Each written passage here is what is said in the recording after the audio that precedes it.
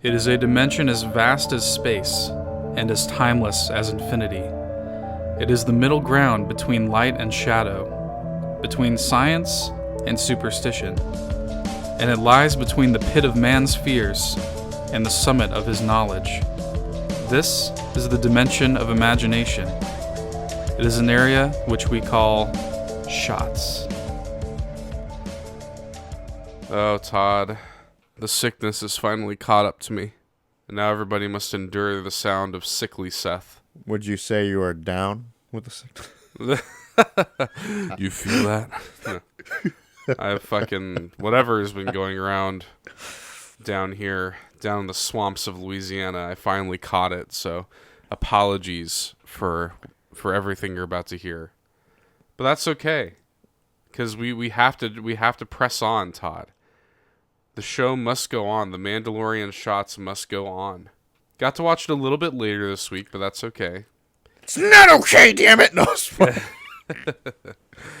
We're on now episode 5 or chapter 5, whatever they want to call it. The Gunslinger is the title of the episode. So again, as I say in every episode, this is going to be filled with spoilers. We basically do a play-by-play and give our thoughts and do a full spoiler-filled review of the episode.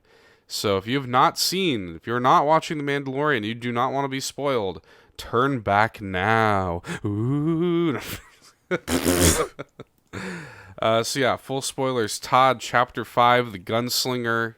What'd you think? I feel like it's my least favorite so far. It might be mine too. I don't know. I don't know. It's kind of, it's not bad. It's just, I don't know. I think it was a little weak. I sort of feel like this episode, and the more I think about the last episode, I'm sort of like, these are kind of filler episodes. Yeah, that's kind of what it is. I mean, they're good filler with cool characters and stuff like that, and we'll certainly get into all that.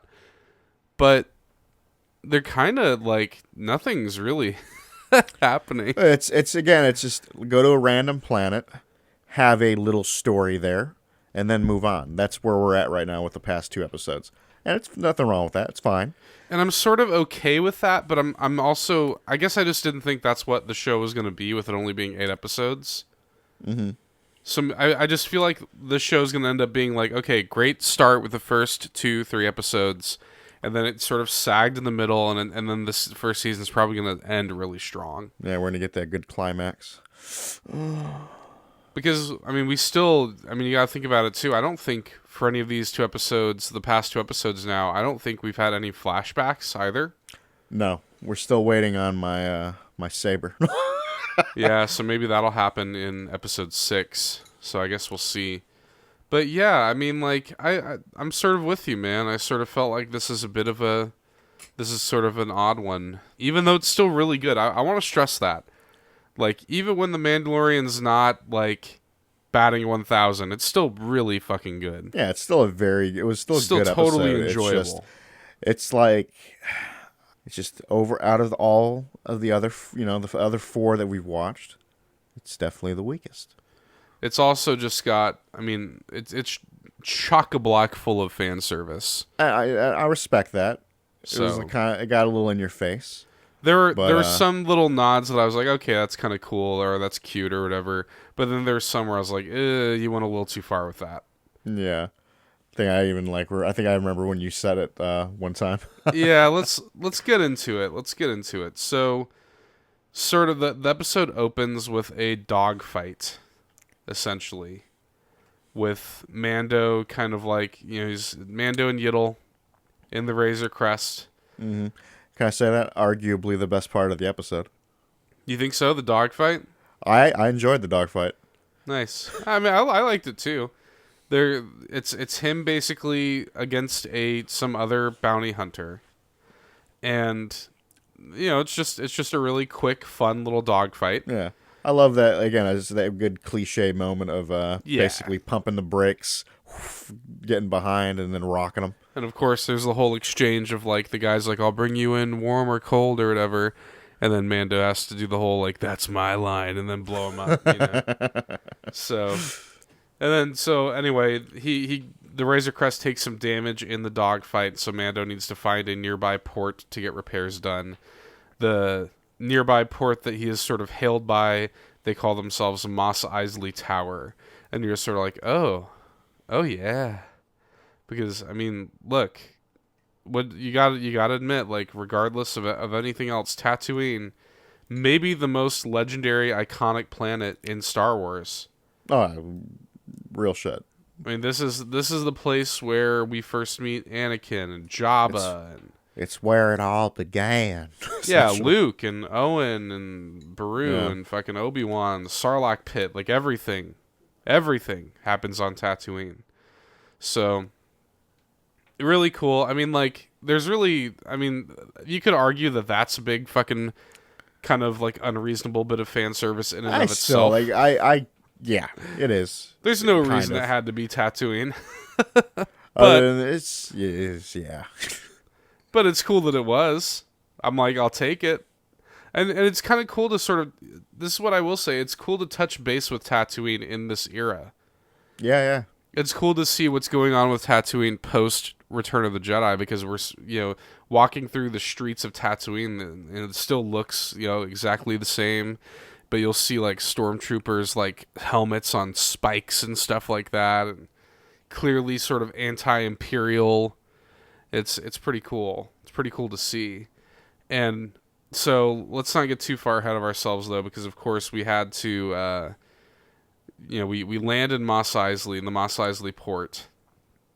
We immediately see some pit droids who are coming to like sort of accost the ship. And, Mando does not like droids. Mm-hmm. It's been sort of a recurring theme. And then there's a sort of repair woman who sort of works over at the stocking bay. And I mean, it makes sense, though. yeah, Why he doesn't like droids. it does, given his past. Yeah. And she's kind of, this repair woman's kind of got this, like, funny kind of, like, I don't know, it's interesting. Like, I enjoyed her character. I She was a liked lot of her. fun. She's not in it too much, but I liked her. She's fun. She's funny, and she's got a good just sort of cadence about her. She's played by Amy Sedaris, which I knew I recognized her voice. She plays a major character on BoJack Horseman. She's got a really unique voice. So I was like, who is that? I had to look it up.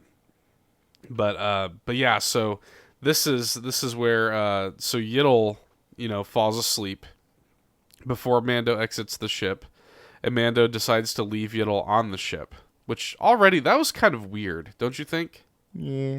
Like the fact that he just chose to leave Yiddle on the ship in this strange place. I don't know. I mean, he did. Okay, I at least give Mando this. He did kind of like kind of seal him in a little bit. He kind of hit him.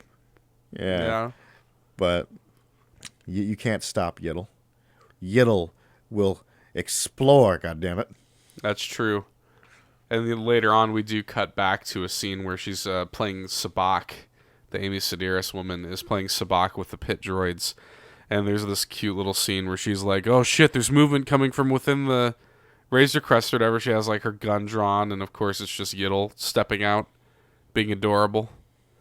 And she's sort of, she picks him up and she starts cooing him like a little baby. You sort of get the implication that like maybe she was a mother, or maybe she was never able to have kids or something like that. She instantly starts to mother this little thing, right?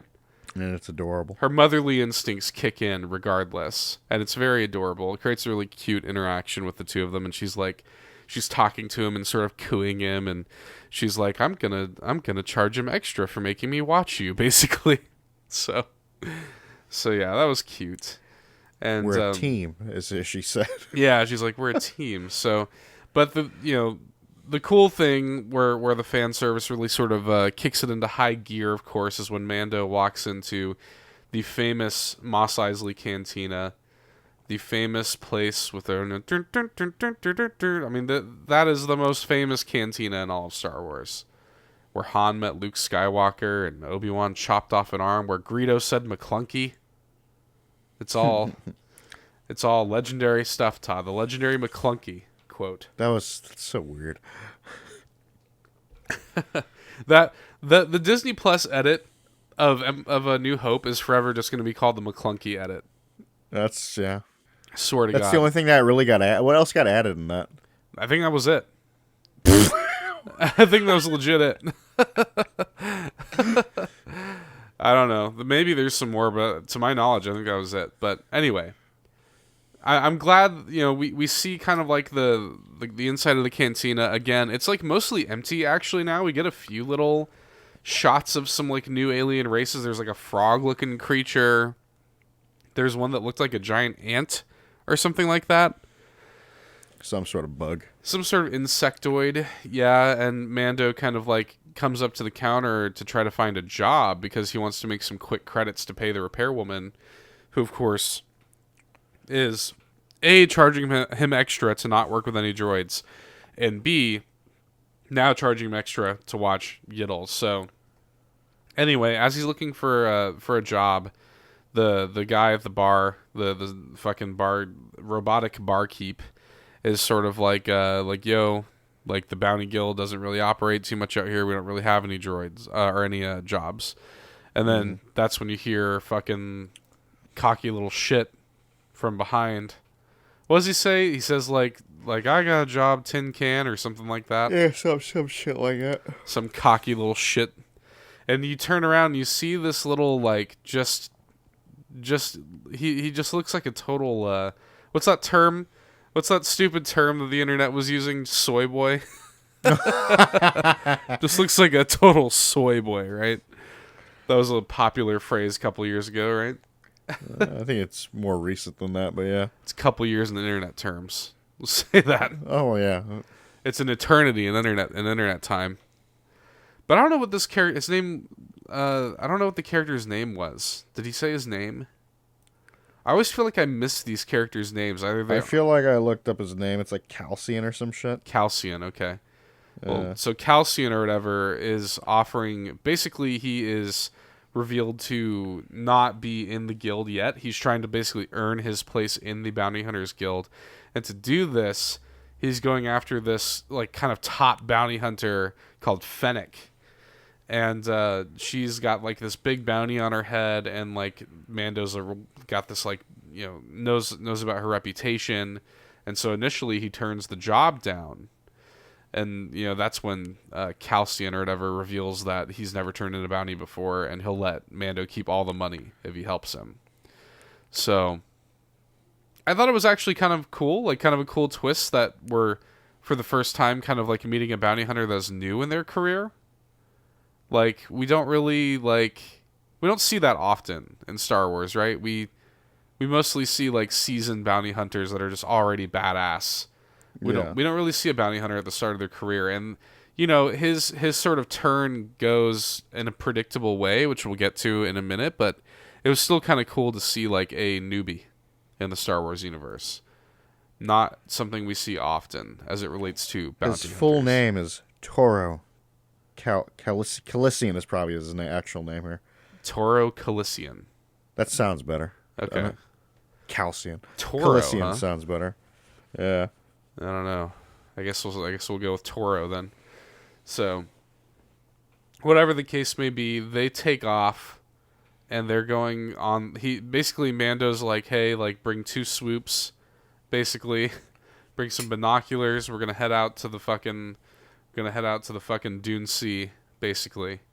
And he brings out these swoop bikes and they head out, and we got to see the Dune Sea like in its full sort of Tatooinean, the way it looked, the way you remember it looking. It still looks that way. It's and if you're gonna be on Tatooine, exactly, you already know you need to run into the Sand People. Exactly. You already know. It's the only thing you're gonna find. So they pull out the binoculars, and we see the banthas, see some Tusken Raiders in the far off distance, and of course, actually very similar if you think about it to A New Hope. When he pulls the binoculars down, there are 2 more. Well, right? I love it. It's like, why don't you go tell them yourself? And then that's when they pull away, and it's like they're just right behind them. It's like, all right. Well, can I tell you something what I love about that situation? Yeah, is Mando just watched their ass come up. Yeah, he just like casually. Well, that's sort of the cool thing about the interaction with Mando and I guess Toro, in general is he is using this as a teachable moment, right? Yeah. He in almost every situation he is teaching Toro. He did not have it out for this kid. You know what I mean? Definitely not. Like, he's in it for the money, obviously, but I think he also relished the opportunity to teach this kid in a weird way. Because that's sort of part of Mando's character. He is a foundling, right? The foundlings are the future. These are the tenets that are drilled into his head. He wants to help. He wants to build people up. That's a huge part of his character. So I think he jumps at that opportunity here. So it was a cool scene too, when, you know, immediately Toro wants to get hostile, and Mando's like, "Look, you don't necessarily have to get hostile." Mm-hmm. Turns out Mando can speak and communicate with the Tusken Raiders, which we've never seen before. It's like some weird, it's like sign language. Yeah, some sort of weird sign language and everything, and it was just kind of a cool twist to see that it didn't have to go violent. I mean, I would love to. I don't think that's something that needs to be explained why he can do it, but I thought it was cool. That was kind of like, after that scene ended, I was like, that's cool. Yeah, it was just neat to see. Like, you're so used to whenever Tusken Raiders are a thing, it's like either they're getting into some gunfight or it's like, I slaughtered them like animals. It's like, you know, the women and the children, not just the men, but the women and the children too. I hate them. So it's just like, you're so used to it always being violent with them. So to see them have an actual civil discourse was kind of cute. Well, yeah, I love one of the he even says, like, well, to them they're the natives. Right. Yeah. Right. It's like they view us as trespassers. We're buying safe passage through their land, essentially. Yep. And so they wanted Toro's binoculars. So anyway, they continue on. They go through the Dune Sea. Finally, they sort of Toro thinks that they're kind of like catching up to where Fennec is going to be, and they see a dead bounty hunter being dragged behind on the back of a dewback, and they think at first that it might be her. And so that's when Mando's like, I'm going to go investigate, blah, blah, blah. Turns out it's not her. But whoever this person is had a fob, and the fob starts to beep, right? And then, you know, of course, we get the quick perspective shot from Fennec's perspective as she's got a sniper aimed at Mando and takes a shot and knocks him flat on his ass. And the only reason, Mando even says, the only reason that didn't, like, take me clean out the game, basically, is that sweet, sweet armor. That sweet Beskar held up to it. So, to the point where it's like, okay, and this is another, like, on-the-nose little reference, she has the high ground. And I kind of respected that. I was like, God bless. Even Mando knows about the high ground. So she had the high ground. Literally, if they had gone out there, they would have been fucked. So it's like, all right, cool. We're gonna sit here and wait until nightfall, and then we're gonna make a run for it. We're gonna run at her, right? So the strat basically becomes, we're gonna wait until nightfall. We're gonna get on our speeders, and we're gonna trade flare shots to try to blind her until we can get close. So Mando takes a nappy nap against the swoop bike, and we get a little bit of the tinge of like the sort of like scum and villainy side of Toro during this scene, where he's trying to wake Mando up, and he like starts to like point his gun at him and shit. I saw it more of just like a kid. It was kind of playful. Like a kid, weird shit. Yeah. It was kind of playful, but there was also a tinge of like you know, I could kill you if I wanted to. Yeah, that kind of jackassery. You know? Yeah. So old man sleeping on the job. Yeah, so there's a little bit of that, you know. But anyway, they then sort of execute on Mando's plan, and they have this really kind of cool sequence. I actually thought it was really interesting visually, where they're trading these flares back and forth while zooming across the Dune Sea towards her. It was kind of a cool scene. And what ends up eventually happening is Toro fucks up his flare shot and gives her the perfect shot on Mando's bike, which kind of sends him flying, and she gets a good shot on Mando, and she thinks that she's downed him, and gives Toro the opportunity to get behind her and sort of cause a distraction. basically. They get into fisticuffs, Fennec and Toro. And, Toro's getting his ass whooped, of course, because he's a newbie. And then Mando comes in, and he's sort of like, thanks for the distraction. And then Mando's like, here, put on these cuffs, bitch, we got you, basically.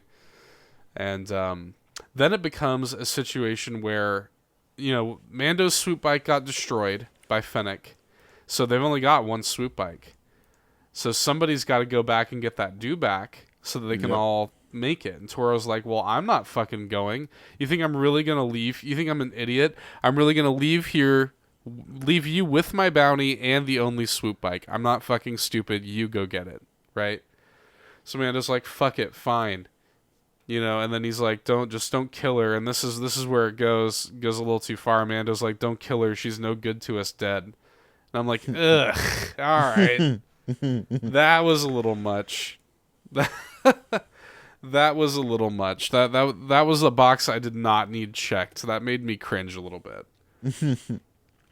I was okay with most of the fan servicey stuff, but that one kind of bothered me. Fundamentally as a Boba Fett fan, I didn't need to hear that. Yeah. So then it becomes, and this show is really good at delivering. We've seen this a million times before, right? Where the captor and the captive have a long time together, and the captive starts to try to cut a deal, starts to reveal some shit, basically. She starts to say, like, hey, like, there's this planet Navarro, basically, where the Bounty Hunters Guild got, like, fucked by a Mandalorian. Like, this Mandalorian fucked up this whole planet's Bounty Hunters Guild and fucking took off with this high-value target. They say the target's a child. And you saw his eyes, like, perked up, actually. His eyes perked up because he's like, oh, shit, this is that very Mandalorian, because I saw him with the child earlier. Mm-hmm. So he knows now that not only is this a Mandalorian, which is already a rare sight, but this is the Mandalorian. And she's going on and on about, like, this is, his armor alone is worth more than my bounty. We could team up. We could take him on. We could bring him in. You'll be a legend with the Bounty Hunters Guild because, again, this is the guy that fucked up Navarro and everything. Which I think this is also the first time that planet has had a name. Got named, yeah. Yeah, so that planet's called Navarro, which is interesting. So this sort of like the show sort of makes you think for a few seconds that this sort of like a team up sort of thing is going to work, but of course in true bounty hunter scoundrel fashion, he approaches her. She's like, uncuff me, we'll take him down together, you'll be a legend. He approaches her and he just shoots her, right? Mm-hmm. And he's like, thanks for the tip. The second I took those cuffs off of you, you would have done the same to me, basically. Mm-hmm. And he mounts up and he goes back towards Mos Eisley. And basically Mando comes back and realizes what happened, and he's like, oh shit. He goes back to the Razor Crest and sees that Yiddle's gone. And he's like, what the fuck? He starts to freak out, basically, right? Mm-hmm. Essentially what happens is, while Mando's already on his way back, Toro captured fucking Amy Sedaris and Yiddle, hoping that he could like bring in Yiddle and fucking take Mando, kill him, bring them all back, and get the bounty and become a legend, basically. Too bad Toro, again, remember, is still a noob. So there's a little bit of a standoff moment where he makes Amy Sedaris is like he's like, cuff him or whatever. Mm-hmm. And it takes all of like 2 seconds for Mando to use that to like cause a distraction. I think she even says like, you're smarter than you look. Well, yeah, because in his hand he's holding that flash shit. Exactly.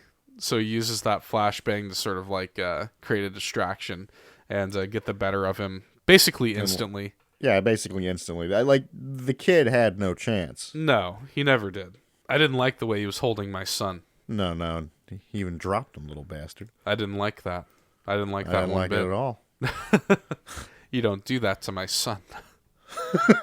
He's all our son. So yeah, it takes no time at all for Mando to get the jump on him and just like put him down, right? And then like I think she even name drops to the pit droid. She's like, "Oh, take his body to Beggar's Canyon," which is another little fucking nod, Fan service. Yeah, whatever. So Mando takes sort of the credits off of Toro's body and gives them to Amy Sedaris, Repairwoman, and sort of like It was definitely way more than he owed. yeah, like way more. Like she's like, so I take it you didn't get paid for the job, and he's like, will this cover it? And just like dumps fucking credits into her hands. She's like, yeah, that'll do. Mando and Yiddle board the Razor Crest and they take off on their merry way, and you see kind of a shot of Amy Sedaris, who kind of looks forlornly at the Razor Crest, sort of like yeah, I'm gonna miss him. I'm gonna miss Yiddle, basically, that sort of thing. Again, you can tell that there's some sort of motherly instinct kicked in with her and Yiddle. She definitely had she made a fast bond with Yiddle. You could tell. Mm-hmm. So overall, and that's the episode. You know, I mean, it's simple. It's simple. Still a passable episode. Still good. Just, in my opinion, the weakest so far. Yeah, just sort of a filler episode, which is fine. I don't necessarily have a problem with a filler episode. I just didn't really expect... When we're talking about a season of only 8 episodes, and when it's this big, it's the first live-action Star Wars series really in this way. It's being treated very seriously, like a fucking huge budget for every episode. Like, I mean, this is... I guess I just didn't expect that. I guess I thought every episode was going to be a banger, when in reality... When we look back at this season, I think we're going to look at this and be like, yeah, you probably could have just skipped this one. Yeah. Even more so than the episode 3, this one feels even more like filler than episode 3, because at least episode 3 introduced Cara Dune, who seems like she's going to become a recurring character. I don't think we're necessarily going to get that with any of the characters in this. I mean, I don't really see Repairwoman returning. There's really no reason for her to return as a character, you feel me? We will remember fondly as a caretaker of Yiddle, and that is it. Yeah, I mean, we like her. Yeah. We like her, and, you know, there is a tease at the end, I should say, that Fennec is going to come back. Maybe she's not dead, or maybe she is dead, and she was being watched by somebody in the guild. We don't know who it is. So she did... Well, here's the thing. She did say that she was... had a fucking rendezvous, whatever the fuck. That's true. Yeah. So I'm wondering if whoever was like kneeling at her corpse, or possible not corpse. You know what I'm saying? Yeah. That is true. Because she did mention, I have a rendezvous at Mos Espa. Yeah. And so, yeah, maybe when she misses the rendezvous, they're like, okay, what happened? And they track her down and find her body, or maybe it's not her body. I don't know. Maybe it's... I mean, I sort of feel like if she wasn't dead, then she would have gotten up by that point. But who knows? Who knows? But we're kind of left wondering, okay, who is this? Is this Carl Weathers' character? I swear, I did see some dumb shit. Uh-huh. It's Boba. Oh, Boba Fett. fuck off. I saw dumb shit, dude. I was like, that? So it was people. I saw dumb people saying it's Boba Fett, or it's Carl Weathers' character, which that's possible. Or it's, you said it's the character we haven't seen yet. Yeah, so we know that Giancarlo Esposito plays a character in the show, and we still have not seen him. So I'm wondering what role his character is going to play in the show, and I'm wondering if that was maybe his character. I don't know. It's Boba. Dude, if Boba Fett appears in the show, I'm going to be so pissed. There are few people on this planet that love Boba Fett more than I love Boba Fett, but I do not want to see Boba Fett in this show. Mm-mm. In no reality do I want to see Boba Fett in this show. I'd be so pissed if that happened. And no, there's no way that's Boba Fett, at least not in any of the armor that we see him in the show or in the movies with. None of that matches up. So I know, that's why I was like, why are people even saying that? Yeah, so it's not a thing, dude. So I guess we'll see. Who it is. What is next week the weird week, or is it the week after? We'll find out. I want to say, because so for those listening, if you don't know, there's going to be a weird week. I want to say next week is still on Friday, if I'm not mistaken. I think next week is going to be as scheduled on the 13th. And then what I think it is I think the following episode is going to be on a Wednesday, the 18th. And from what we understand, there's going to be a little bit of a tie-in to Rise of Skywalker, which, of course, people are going to be seeing the following day on the 19th. So, whatever that ends up being, that sounds interesting. So it sounds like we're going to get a Friday episode, then a Wednesday episode, and then we're going to have to wait a little bit longer because the final episode will be on the 27th. So I think that's the way that the rollout's going to happen. So I'm looking at it right now. So December, it's like, so yeah, episode 7 is December 18th. Right. Yeah. I'm looking at it. Okay. Yeah, so 6 on the 13th, 7 on the 18th, and then 8 on the 27th. Yep. So yeah, we will see you guys next time for Chapter 6. Did you want to add anything before we wrap it up? It's Boba Fett. Fuck you. All right, well, thanks for listening, guys. We'll catch you next week for Chapter 6. Bye. See ya. Hey there, thanks for checking out another fantastic Nerd Bourbon video. If you like what you saw and you want to see more, be sure to go ahead and subscribe, leave us a like, drop us a nice comment, or I guess a mean one if that's your prerogative. But until next time, get dunked on.